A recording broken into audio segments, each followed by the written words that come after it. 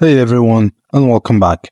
In this quick tutorial, I am going to show you how to add buttons to your Webflow website. Buttons are added to navigate users to the external website, another page, or a section within your website. It also enables users to contact you. To add link blogs, click on the Add option on the top left sidebar menu of your screen. Once you click on the Add option, the basic section will appear. Now, click on the Button Box tab appearing in the basic section. Then, drag the button box to your preferred site location. Fill the button box with text and media by clicking on it and using the right-hand menu.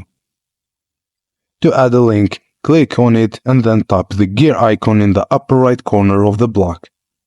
If you wish to send visitors to an external website, then click on the chain icon of the link settings menu on the right and then paste the destination web address into the URL field. Your visitors can also access the website in a separate tab.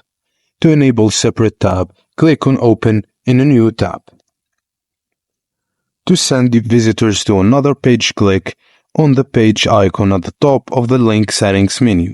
Here, you will find a drop-down list where you can choose the destination page. To enable visitors to send an email, click on the envelope icon at the top of the link settings.